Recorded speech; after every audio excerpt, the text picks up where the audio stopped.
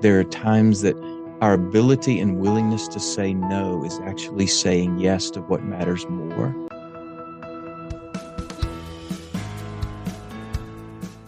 Hi, I'm Karl Vaters, and welcome to the Church Lobby, Conversations on Faith and Ministry. My guest today is Chris Maxwell, and we'll be talking about the importance of contentment in life and ministry from his new book, Contentment. What you're searching for may already be yours.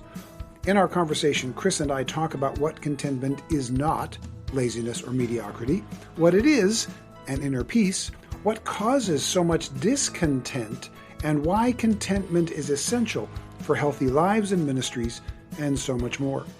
And don't forget to stick around when the interview is done. I'll come back with my short take on one way we often spot discontent in others, but that we may need to pay a little more attention to when it happens in our lives.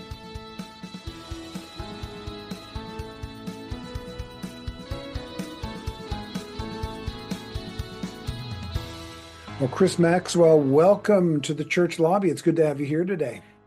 Thank you, Karl. It's an honor to be with you. Well, you wrote a book, Contentment. What you're searching for may already be yours. I had a chance to read an advance copy. It is now out and available. The title struck me, and then as I read it through, the content really registered with me as well, which is why I wanted to talk to you today. But I'm going to start right out with maybe the simplest but most basic question, but it may not be as simple an answer as people think. What is contentment? Yeah, that's a word that I had heard many times in life, but when it was spoken into my life in a particular way, I was like, what is it? What is it? So then I invested a year in reading every book I could on contentment, studying about it. What does scripture say about it? What does it mean? And how can we live it, learn about it, but then live it in our everyday lives here in this hurried, competitive culture of life and church and leadership? It's like nothing much is inviting us to a life of contentment. Not many voices are luring us toward calm, still waters. It's inviting us to the next trend and the next have to do this. And I was invited by a professional Christian counselor to just consider the word contentment and what it was saying to me.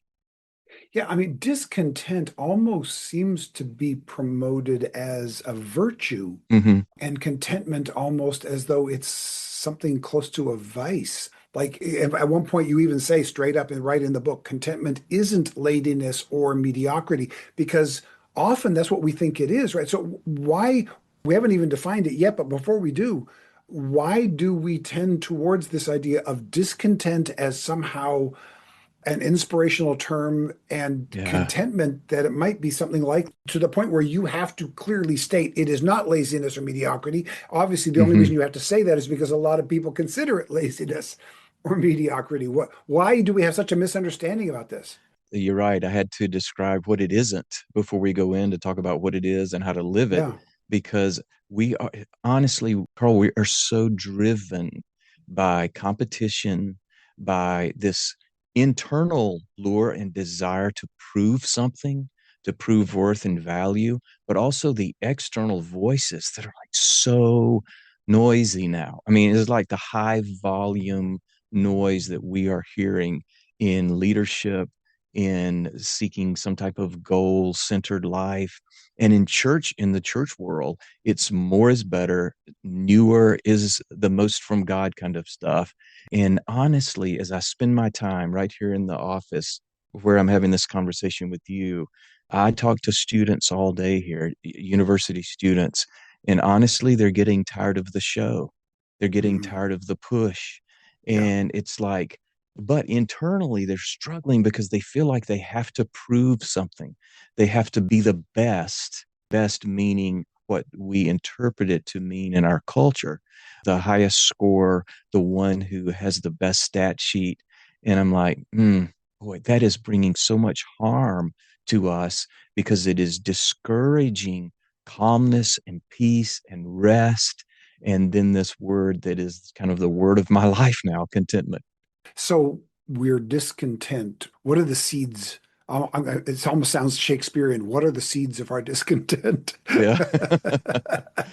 Obviously, our devices are participating in that, but obviously, that's also not the genesis of this. So, can it be traced back to a genesis? Is there somewhere where you go back and go, this is where our discontent came from? Maybe literally from Genesis, right? Yeah, it is. It goes to the beginning, and Yeah. it's like we're always looking for the next possible fruit because we're never satisfied with what we are served in this meal of life.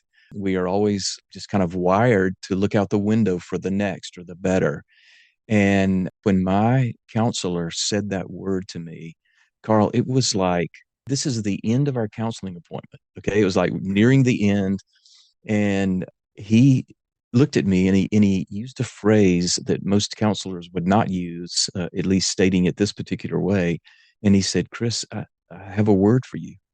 Well, when he said that, I mean, it's like it kind of got my attention. And so I grabbed my phone. I knew I wanted to write it down to make sure I remember what he says. And he said the word contentment. And as soon as he said it, it wasn't, and I love words. I mean, I love conversations and dialogue and words and word plays and illustrations. But when he said that word, I could tell it was a word for me. Now, I did not know what all it meant or why it was a word for me, but I knew it was.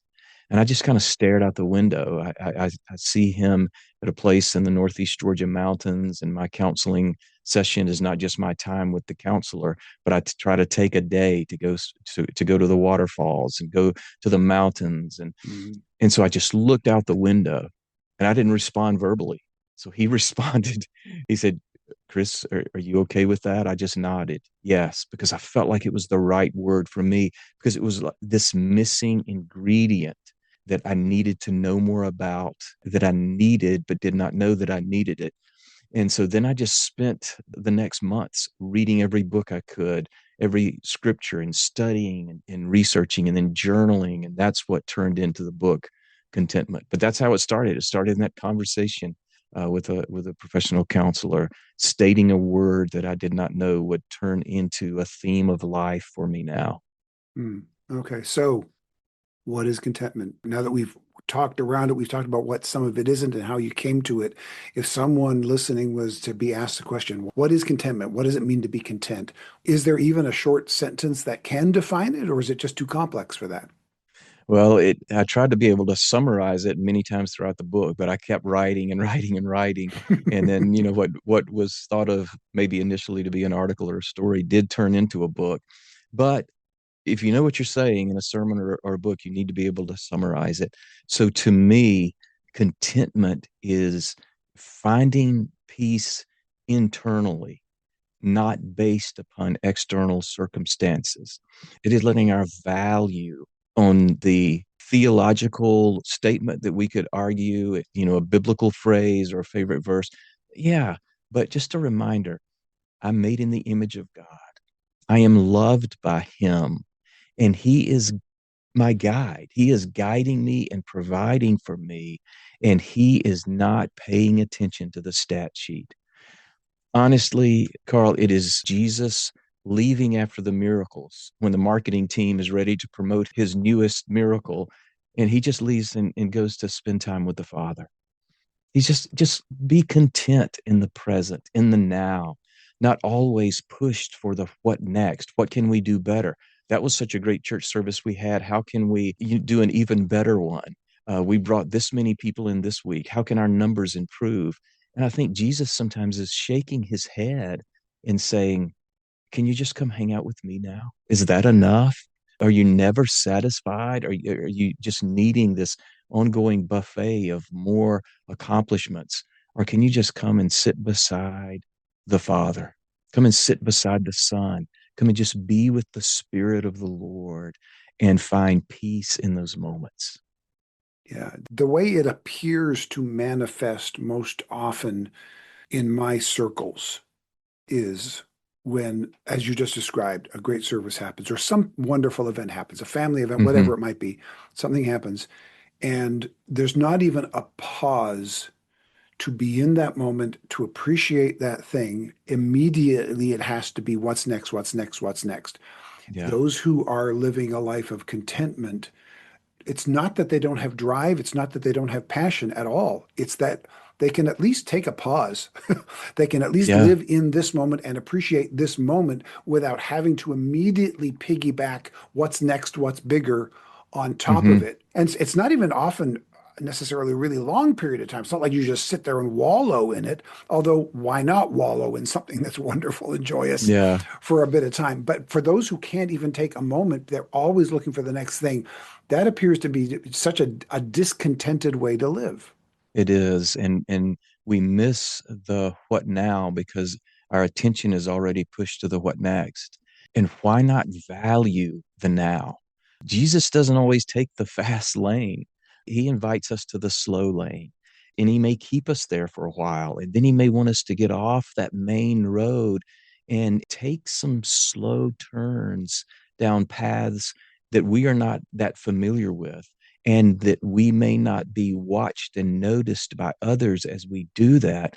But those are the moments that can bring healing to us and move us from this world of competition and move us to that place of just contentment, just resting. I mean, your schedule is busy. My schedule is busy. We love what we do. We believe we're called by God to do these things. But the true meaning of that is He is calling us to do what He wants to do through us. And He's not keeping the same stat sheet that we are. Yeah, It's yeah. a whole different world of rhythm and pace that He's inviting us to be participants in. What would you say to the person who's listening to this right now and is thinking, okay, I like what I'm hearing, but I'm concerned that if I slow down to enjoy, if I embrace contentment, they're concerned that they might at the same time be in danger of embracing laziness or embracing mediocrity or embracing settling for Yeah. less. Is there a danger that true contentment can lead to that? Or are we even misunderstanding contentment if we think there's even a possibility that can lead to that? Well, our misunderstood perspective of contentment could sort of create that climate. But truly understanding contentment, again, mentally, just Jesus inviting us to this place of calmness and peace. He wants us to rethink contentment, what it is, what it isn't, and to live with limits. I mean, kind of Sabbath mentality is honestly, it's missing. I write about it. I've written a whole series of books on pause, but it's difficult to pause. But what it does to us, and this part may not be fun, this may not be the smile or the giggle part that we need. It helps us find our true selves. And there are parts of ourselves we do not like. And the busyness can be our drug of choice. The pursuit of success can be our addictive medication. And if we avoid those, and if we choose to find contentment in the present, we might really have to get to know ourselves. And we have often chosen to not do that. We are better with the mic and on stage and being this other person instead of just being okay with who we are. Again, that's not giving up. I mean, I write about gratitude and generosity. Let's be people who are motivated, but remember the why and the who that's inviting us to do this and give him the honor of doing the work through us. And honestly, I just do not think he's keeping score or ranking the way that we are culturally and Yeah. internally. You mentioned how busyness is often a drug of choice, especially for our primary listeners who are, pastors and pastors of even of small churches who are often bivocational and have an Hmm. awful lot to do and feel like they're always behind on their to-do list. And that is all true. None of that is to be denied or trivialized. It is all true. But I think you're right that for so many of us, we're afraid to slow down. We're afraid to turn down the noise because we are not comfortable with our internal dialogue. And so the busyness keeps those internal voices quiet. And I think probably the primary drugs of choice for North American pastors are food and busyness. And I think food is only the more obvious of the two Yeah. because it physically shows in our bodies. But busyness is probably the one that is most praised and therefore something that we often don't even see because nobody looks at us and goes, there's a problem that you're doing so much. We're praised for being so busy. Yeah, and if we are not so busy, we assume, and those around us assume, are they okay?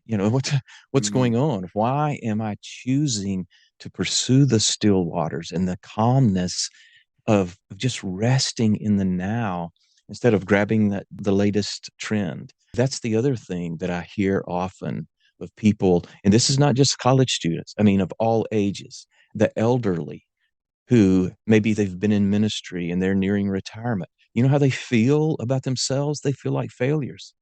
They didn't pastor the largest church. They weren't like what we would consider successful in the newest, coolest trend.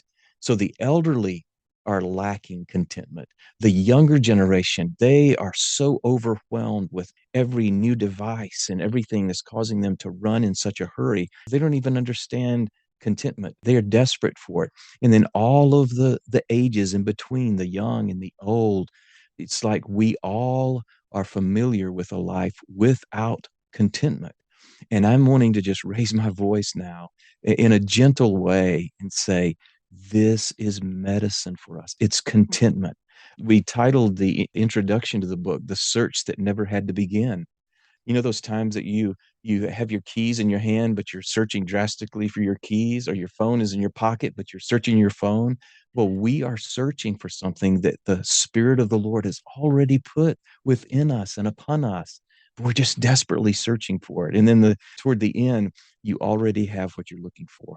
So we're looking for this that is ours from God: peace, calmness, assurance in Him, even when things are not always fun or easy. When we have struggles, and those of us that live with some type of disability, we struggle because we still feel like we have to prove that we're okay, instead of being okay with not being okay. It's like, can't yeah. that be okay? That's the best okay. All right. So I'm going to come at this from the standpoint of, well, me. Uh, from the standpoint of someone who likes what they do and likes keeping busy and likes staying active. I was on a podcast not long ago, and they did a little lightning round at the end of it. And one of the lightning round questions was city or country. And I immediately answered city. And they went, oh, didn't expect that of you because I'm the small church guy. So they assume that means I'm the small town guy. Only a couple of years of my life have been lived in small towns. I've usually lived in very busy suburban and ex-urban areas. Right. And I like the drive, the noise, the busyness of the city. I like having something to do. I don't have a problem with being bored, but Hmm. when I look at, like, even for activity for vacation, I want to go to a city. I want to see and explore downtown. I want to see something I've never seen before. I want to stay active. Is that anti-contentment, or is that just some place where we need to find contentment in as well? Basically, does contentment require slowness and quiet, or is it okay to keep busy and can we find contentment there too? I think contentment, the right type of contentment, in tune with the Spirit of the Lord, can give us new energy and new strength to do great things. But we have to take time to ask ourselves, why is this so important to me? Is it because I'm being noticed, because I'm being watched? Or is this how I'm wired? Do I just love doing this? And I see your work, I see what you're doing, I read what you write. And I'm not just reading nouns and verbs when I read what you write, I'm reading your heart. And so you've got a heartbeat for this. And you are okay doing what God has called you to do. And as you're doing it, just take that deep breath and remember the why. So it Yeah, keeps you on track for the right what, and that your motives are good. And it's also healthy to have other people around us who can just ask us those difficult questions. Who are you close enough to that can stare you in the face and say, hey, give me a look at your schedule. I want to yeah, see, are you doing too much? And we right. all need people. I mean, so many of the biblical texts that we quote so often, they're like plural. It's about all of us together in this, instead of being in the singular where someone is so alone and trying to craft their Yeah. life drama themselves. It's having the right people around us to ask us those difficult questions. Yeah. That aloneness is also another one of those addictions that we grab onto often almost always subconsciously, because just like we're not comfortable with our internal dialogue, we're often not comfortable with being held accountable by people who are going to say, "Hey, wait a minute, you are too busy, or you're not slowing down enough." I mean, as a busy person who likes staying busy and active, I have had to learn in the last couple of decades, especially as I'm physically getting older as well, that the downtimes, the weekly Sabbath, and in addition to that, those slow down times during the day and those slow down times during the seasons of life are as much a part of I hate the term, but I can't think of another one right now, are as much the part of performance Yeah. as the doing is, and the balance between the two. So it's not a matter of obsessing that I've got to stay busy or I'm going to somehow be inadequate.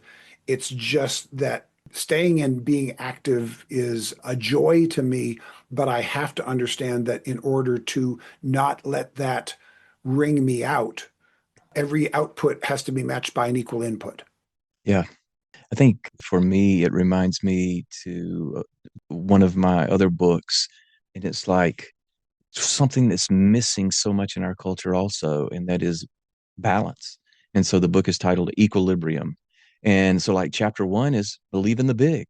And so I think that's important. I encourage all of us to do that. But what is the equilibrium? How do we balance that out? Chapter two is be faithful in the little. Two Yeah. of the other chapters, hey, don't do life alone. Again, like I was saying, have the right people speaking into your life. But what's the balance? What's the equilibrium? Take times alone. And it balances it all out. And I didn't know several years ago that when I wrote that book, that now I would see how that is sort of related in many ways to contentment. And Got it. balancing all that together just brings just true, deep contentment in our busy lives. Yeah. Yeah. Any singular approach, whether it's all slow or all fast, can often bring us out of balance. But how does someone know if they are living with contentment or if they're living without contentment? Are there signs that we can pay attention to? Because obviously, in addition to people as we've already talked about, who are in our life who can call us to that, but if somebody's listening and going, I think I'm happy, I'm content, but is it maybe just that I've gotten in the habit of staying busy, or that I've got in the habit of repeating the same activities, or whatever it might be? Are there Yeah. signals we can pay attention to that tell us whether we are or are not in a proper biblical place of contentment? Yeah, that's a great question. One of the things that we try to do in the book Contentment is, since we're writing for people with short attention spans and busy lives, I threw in many more sidebars in this book than I have in any of my other books. There are a lot, yeah. Yeah, it's like we just packed it. And I thought, okay, this is the language of today's tribe, and let's do that. But we also wanted to make it practical and doable. So steps we can take. So one sidebar is a week, something different to do each day during a week that's going to redirect our thinking. So it's almost like looking in the mirror and how am I really doing? Am I too busy? And it's just a structure. And then we go through like a whole year of different emphasis during each month. Those are things that are not normal for most of us because we're too busy to be busy the right way. And then just take a walk through that wonderful week from Palm Sunday and to Good Friday into Resurrection Day. Take time to slow yourself and remember the story. We focus on God the Father, God the Son, God the Spirit. Instead of just reading it and studying it, take time during your schedule to just see what God really is like. And that can bring, in my opinion, contentment. And hey, write down a list of things you're thankful for. Don't just say, hey, yeah, I'm thankful. It's good. It's a good day. Oh, yeah, I'm in a hurry. It's like, here's a list of things that I'm thankful for. And here's why. So we wanted to just kind of design the book in a way that it could be, yeah, it's a quick read, but it's very practical and it raises a lot of questions and it confronts issues and it's got stories, but it encourages the readers to, hey, face your questions, your Yeah, own wounds and your hurts, and refuse to let busyness take the place of that calmness and contentment that the Lord has for us.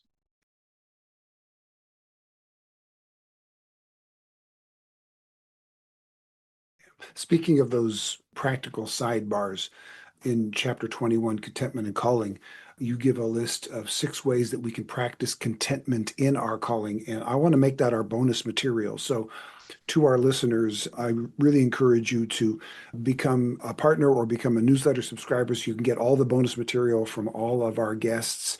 So when we're done with this, we're going to record 5 or 10 minutes on how to practice contentment in our calling with Chris. And in order to get access to that, you can do it in one of 2 ways. You can become a financial partner going to karlvaters.com/support. And once you become a financial partner, you'll receive some gifts from us, including access to all of the bonus material on our YouTube channel. If you just want the bonus material on the YouTube channel, you can get that for free by going to karlvaters.com/subscribe. You'll then become a subscriber to our weekly Friday email. And once you do that, you'll get a link to all of the YouTube bonus material in every single weekly email so you can access this if you want. It's really helpful because it's going to be very practical steps, particularly for pastors, to be content in your calling and some ways to get there, and so that you can find contentment in your calling. Actually, in that last sentence, I used the term find contentment. Hmm. And is contentment something we can find? Is it something we have to create? Is find contentment Yeah.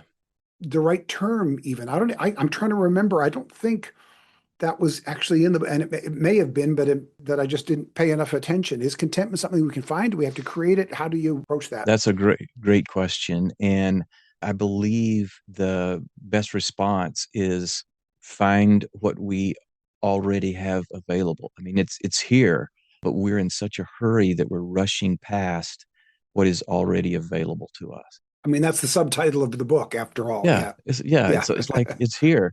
But if you just take time to breathe deeply, the air that's coming in, it goes where it needs to go and it can stay as long as it needs to stay, and you don't have to take a quick breath. And I want us to spiritually view ourselves and our vocations and our relationships with that type of perspective on contentment. Let it be that that is here for us and can guide what we are doing and refuse to allow us to pursue the more and the better and the bigger and the newer.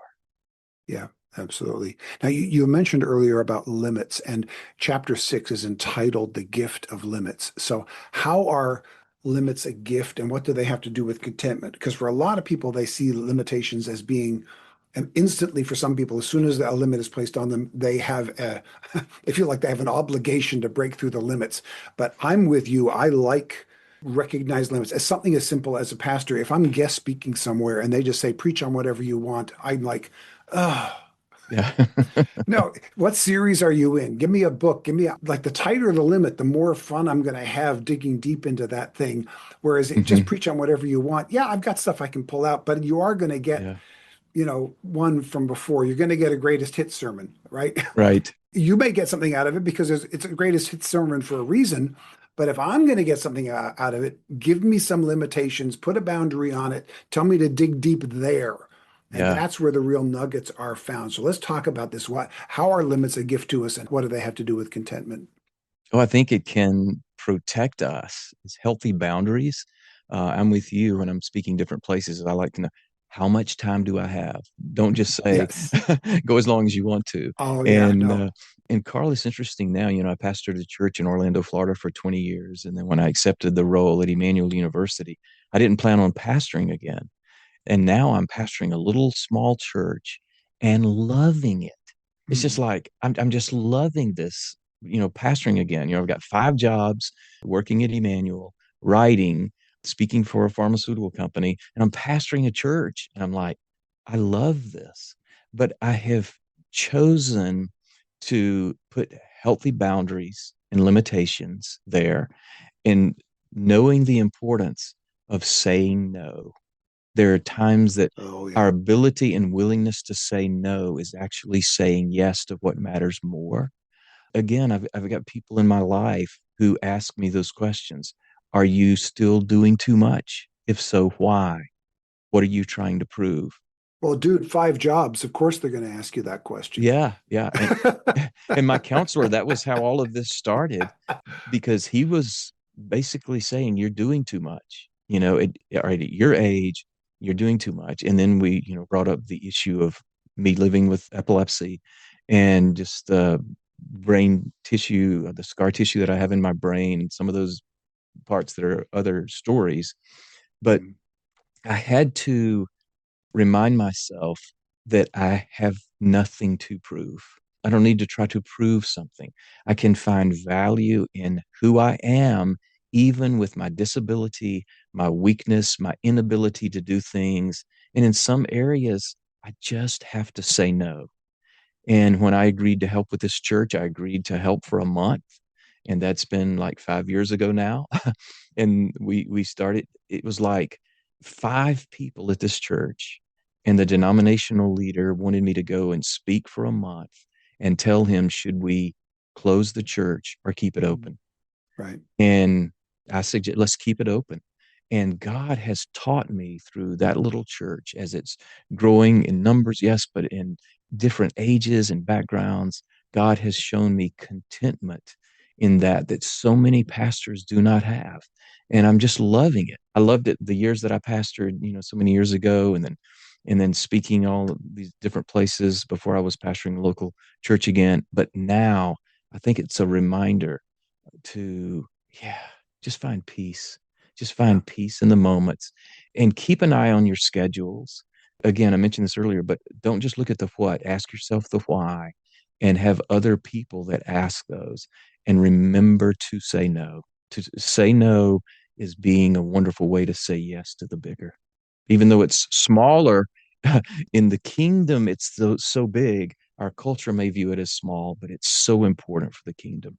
Yeah, I fully agree. I tend to be the yes guy. I want to have open doors. I want to have open hands and hearts. I want to say yes to everything. But I have learned probably too late. Well, Yeah. not too late, but later than I wish I had learned it. It's not too late to learn it. I have learned recently in the last decade or so that what you just said, that the well-placed no is actually a better way to stay on track with where your yeses are, because too many yeses just distract you all over the place. Talk about being discontent. Saying yes to everything can put you in a place of constant discontentment because you're running all over the place and you're completely at the will of others' requests and Yeah. everything else. And so the well-placed no is really important. Before we get to the last few minutes together and then get into the bonus material, though, I'm going through just the content of your book, and there was one chapter I want to take a moment with here. Chapter 10, you title it Contentment Isn't Comfortable, which I want to talk about because I think for a lot of people, maybe most people would see contentment and comfort as, if not synonyms, Oh, yeah. pretty close together. So walk us through that contentment isn't comfortable. That was an interesting journey writing that, because I realized that as I was trying to live this out and studying and applying it, I was getting things confused occasionally. And I can be very comfortable emotionally, but not deeply content. I want to understand that our emotions are real, but our feelings are not to be our gods or our guides. Our emotions and our feelings are like just initial reminders of, whoa, be careful here, be careful here. And sometimes if you feel good emotionally, you are not doing what you need to do in the moment. That should not be our confirmation that we're always on track. I can feel good with that chocolate chip cookie dough ice cream like every day for the rest of my life. That would feel good. But the deep contentment of being healthier, being better. No, sometimes we need the long steps in the right direction. Even if we become tired walking that route, that is the journey of contentment. It is finding it the right way and knowing it's here, it's near, but just that comfortable, everything going just the way we want it to go can lead us in the opposite direction if we let it. So, does that help explain it? Yeah, no, as you're describing it, I think most people would categorize comfort as an internal thing. But as you're describing it, comfort is more external than internal, and Yeah. contentment is internal.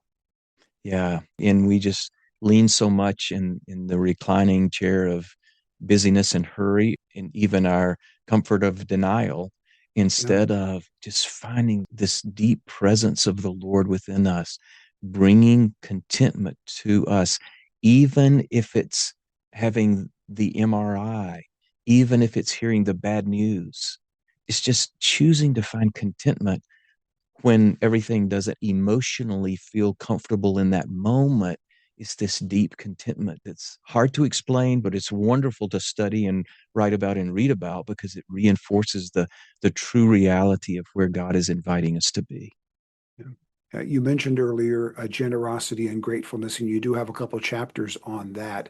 So, why do you spend like two full chapters on generosity and gratefulness? How much of an ingredient are those to finding contentment? Yeah, if let's take time to be thankful and grateful for what we already have. Well, that's related to contentment, isn't it? And in the kingdom, we are invited to be people who give instead of getting, in a culture that teaches and shouts so loudly that if you get more and have more and obtain more, you may be more content. The kingdom of God is the opposite. It's like, oh, you give.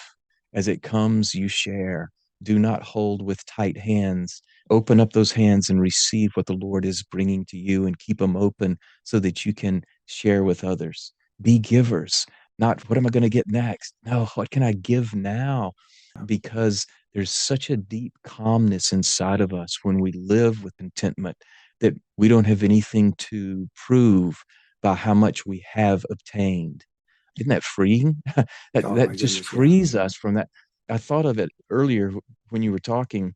How is this the safe way, the right way? When you get in your vehicle, what do? I mean, you put on a seatbelt. So there's some limitations. That is for the good of it all. And the contentment is keeping us in that safe place where we are, where we need to be, even if it's tight sometimes, even if it's not always comfortable. It is the safe place for us to be. Before we get to the lightning round questions, in another one of those interludes near the end of the book, you write this: contentment is not the end of the road, it is the road, and you are still walking, which I think is so important because I think comfort is kind of an end of the road thing. It's a stopping place, but contentment, I think, is one of the misunderstandings of it. If I'm content, then I'm not going to want to move. I'm just going to sit there. But in fact, contentment is not the end of the road. It is the road. So let me just this last question before we get to the lightning out. Okay, so I'm content.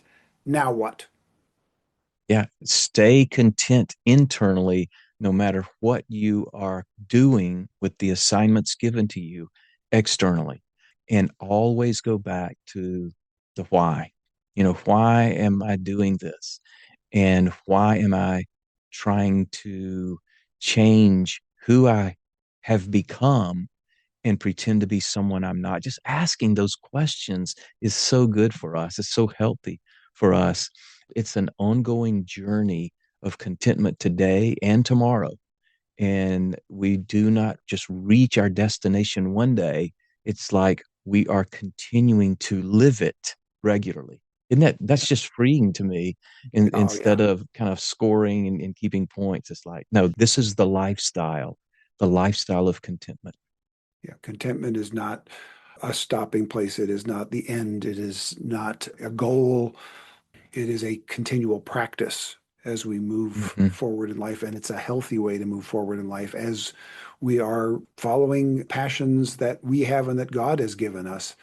Being contentment with that process is a huge part of it that I have to remind myself of regularly. It isn't Yeah. automatic. That's the other thing that at least in my life, it is never something that I can just, okay, I've got contentment figured out. Now let's move on. It's got to be a continual reminder, a continual practice. It has to be very conscious in my life because the moment it stops being conscious, I can very quickly subconsciously go back into discontented bad habits. Yeah. Yeah. You're so right. And having the right people around us to keep an eye on us. How are you living? Boy, that's so good for us to take the right approach. We could do so much more, but we'll have to be content with this. That was good. All right. Let's go to the lightning round before we go to the bonus material. And again, a reminder, the bonus material will be 6 ways to practice contentment in our calling. The links to be able to get the access code to all the bonus material will be in the show notes. But for now, we've got the lightning round questions. And I know you're aware of this because you are a listener to this podcast as well. But now you Yes. get a chance to share yours with us. So, lightning round question number one: what are the biggest changes you've seen in your field of ministry in the last few years, and how have you adapted to them? Great question. Threw some of this in earlier, but there are many of the younger people who are tired of the show. And it's like the church that I'm pastoring now that I mentioned, in our conversation, my sermons are based on the liturgical calendar. I had never done that before. I'm loving it. It's kind of telling me what text to use, and I can preach and study on that. And students, some of the young people who have been a part of the bigger happening churches that are doing a great job, by the way. I'm not saying anything negative about them, but this younger generation is getting tired of that, and they're wanting a little more liturgy, merging in with exciting worship and, yeah, things that didn't seem to fit together before. This generation is loving it. I've seen that myself. I've lived long enough to remember the hippies era of the 60s. I was too young to be one, but I remember looking at them and thinking that's interesting, but also recognizing despite all of the extremes and the dangers and the problems of that, there was at least a seeking of something other than what they'd been handed. And Yes. then about 30 years later in the 90s, grunge and hip hop kind of came in again with just as bad extremes, but also expressing a discontent with normal and wanting to break out of all of that. And it seems to be about Yeah. every 30 years because now here we are in the 20s and there's a similar kind of thing. And I use the word discontent, but obviously in a different format than we've been using it, Right. that there is that in the younger people today. They're not just going to settle for, well, this is just what we've been handed. We want to maybe find ancient ways and combined with new forms to see Jesus in ways that sometimes they see the institutional church as blocking the way to Jesus rather than accessing Yeah. to him. And again, they're, in doing that, they will go into extreme and dangerous areas. That's part of the exploration process. But Hmm. I see that with you as well, and great hopefulness in this young generation too. Even while we see it's too often too easy to put a magnifying glass on the extremes and the dangers and not notice that they are an unintended byproduct of some actually very good motivations often. Yeah. And let's learn. Let's learn as Yeah, we're living this agreed, ministry. agreed. All right, question number two for the lightning round. What free resources like apps or websites have helped you lately that you'd recommend for small church ministry? I love the Bible Project app. Many of our students who come in, even a lot of those who've grown up in church, they do not know much of scripture or Bible study, but we have many that come from a variety of places and have very little biblical knowledge. And even though they're studying scripture here at the university and learning about it, this is kind of their language, and it speaks their language, and it can get it done quickly and well. And so it's fun. I love to go back and whatever I'm preaching on, I'll use different devices to get a variety of perspectives. For sure. Yeah, we'll put a link to that in the show notes. I agree with you. It's for those of you who haven't seen it, it's animations on almost every book of the Bible at this point, and a whole bunch of the major stories and characters and theological points in the Bible. And they are, I have not seen one yet that I'd go, I disagree with entirely. There have been, slight nuances here and there where I would have Yeah. expressed it differently. They are way deeper than you'd expect for animations. Hmm. Yeah. And as you're saying, for students especially, this is a manner in which they are more likely to consume this information. And as Right. long as the information is deep, who cares that it's not just flat text on a page? The animation is deep, it's strong. There's some really good stuff in there. So if anybody listening has not taken a look at that, I encourage you to check the link in the show notes to go to that. Yeah, I love that too. So I appreciate that recommendation. Third question: what's the best piece of ministry advice you've ever received? Yeah. First time I received the advice, I did not follow it. This is when I was pastoring in Orlando and I was counseling a couple. They needed to see a professional Christian counselor, not just me, their pastor. They needed someone else. And they gave the normal excuse, well, we can't afford it. We just cannot afford to do that. And my response was, you can't afford not to. Well, after they left and I got them set up with a professional Christian counselor, my office was empty, but I had a sense of, Chris, you can't afford not to either. Mm. And it inspired me.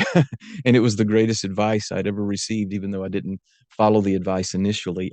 I was confronted, convicted, and I needed to start seeing someone outside of my normal circle. And I did. And boy, what a blessing it was. It was the right decision. I had a similar experience. I was recommending to another person or a couple, same as you, it's okay to go to counseling because this was back in an era when there was a real stigma attached to counseling. Yeah. And at one point, one person that I recommended it to just looked at me and said, "Have you ever gone to counseling?" And I had to answer no. Hmm. And then I went, "Okay, I need to assess why that is." And I keep telling everybody else to be open to it. I need to be open to it myself. Yeah, absolutely. Hmm. And then number four, what's the funniest or weirdest thing you've ever seen in church? Oh, well, this is a little different because I wanted to have something just so funny and humorous, but this was just strange and it was weird, but it was wonderful. This is when I was pastoring in Orlando many years ago, and I had a segment because I was pastoring so many people from a variety of nations and backgrounds, and so we focused on Psalm 23, and we went around and I had it read in all these different languages. It was just like wonderful. I loved it. Well, at the end, someone in the congregation started crying out loud. And I'm like, Mm. that was strange. What turned out to happen was it was the first time since they had moved to the United States that they had ever heard it in the native language. Ah, And then the more we talked about it, it became funny because here's a couple that didn't know each other before, and then they developed great relationships, just two sisters in Christ. They could each relate to their backgrounds, but it wouldn't have happened if it hadn't have been that, hey, I want to hear that in so many different languages. wonderful. Yeah, Bible translators often use the term that they're translating it into people's heart language, and I love that Yeah. terminology Isn't that because good? it really is, it hits them in the heart. It's like hearing an old song that just kind of overwhelms you and brings you back somewhere. Hmm. And I cannot imagine, since I only speak English, I cannot imagine moving somewhere and having to speak a second language on a regular basis and not hearing my own language on a regular basis and then hearing the scripture spoken in that. I can imagine why that would be so overwhelming to them. Yeah. Yeah, beautiful, beautiful story. Hey, if anybody wants to follow up with anything with you, how can people find you online and get in contact? Yeah. My website is chrismaxwell.me, chrismaxwell.me, and my books, written 13 books. I've been editor and ghostwriter for over 50 books. My books are all on Amazon, and the easiest way to get them. And the book, of course, that we've been talking about today, the subject is contentment. The subtitle is What You're What you're Searching For searching May for is already Already Be yours. Yours. Yeah. Yeah. So in the bonus material, we're going to come back to it again. We'll put in the show notes. You'll get links to how to become a subscriber or a partner so you can get them. We're going to talk about how to practice contentment in our calling. So especially for those who are in pastoral ministry, but not just for those who are in pastoral ministry, because we all have a calling. How do we find contentment in that? Chris, thank you so much for your time today. Thank you for this wonderful book. I hope that people who are listening to this will get it and follow up and understand even more about the importance of living a life of contentment. Thank you. Thank you, Karl.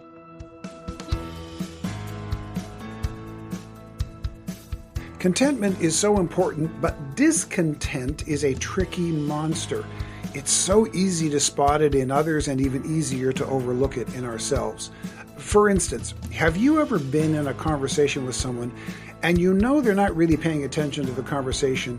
They're just waiting for you to either stop talking so they can talk, or if it's in a crowded room, looking for someone else to talk to instead? Yeah, in a later chapter of Chris's book, he writes about the importance of staying curious, not competitive. Curious people are a delight to have a conversation with. Competitive people are exhausting. But, as I said, it's often way too easy to see that lack of curiosity in others while overlooking it in ourselves. So, you want contentment? Stay curious. Be open. Ask questions. And listen with open ears and hearts, not to offer a counter argument to something you might disagree with or a better story that you can top their story with, but because you want to actually learn, that you want to connect, and you want to be a blessing. This episode was produced by Veronica Beaver. It was edited by Phil Vaters. Original theme music was written and performed by Jack Wilkins of jackwilkinsmusic.com. The graphic design is by Solomon Joy. And me, I'm Karl Vaters, and I hope to talk with you again in the church lobby.